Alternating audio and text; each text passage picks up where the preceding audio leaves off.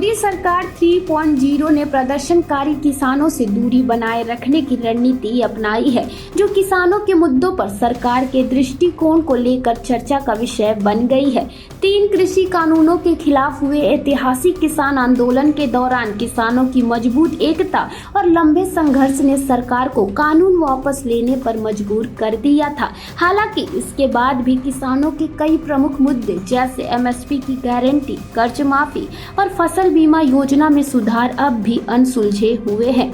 सरकार की दूरी बनाए रखने की यह नीति कई कारणों से जुड़ी हो सकती है। पहला कारण यह हो सकता है कि सरकार आंदोलन को फिर से उभारने से रोकना चाहती है। पिछले आंदोलन ने राष्ट्रीय और अंतर्राष्ट्रीय स्तर पर सरकार के प्रति आलोचनात्मक दृष्टिकोण पैदा किया था।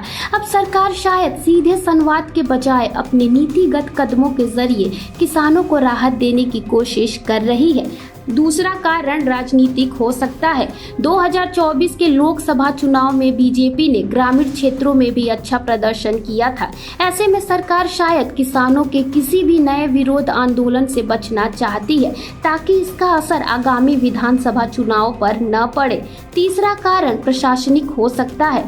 सरकार किसानों की मांगों को स्वीकार करने के बजाय अपने विकास कार्यों और अन्य नीतियों को प्राथमिकता दे रही है। जैसे सरकार ने कई योजनाओं के जरिए कृषि क्षेत्र में तकनीकी सुधार और डिजिटल बदलाव की बात कही है। हालांकि इससे छोटे और मध्यम किसानों के लिए लाभ कम होता दिखाई दे रहा है, क्योंकि उनकी मूलभूत समस्याएं जैसे लागत और कर्ज का समाधान नहीं हो पाया है।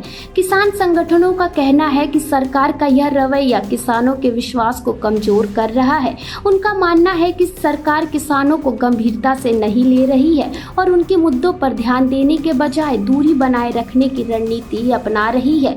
यह स्थिति सरकार और किसानों के बीच संवाद की कमी को उजागर करती है। जब तक सरकार किसानों के प्रमुख मुद्दों को प्राथमिकता देकर उनके साथ सीधा संवाद नहीं करेगी, तब तक यह दूरी बढ़ती ही जाएगी।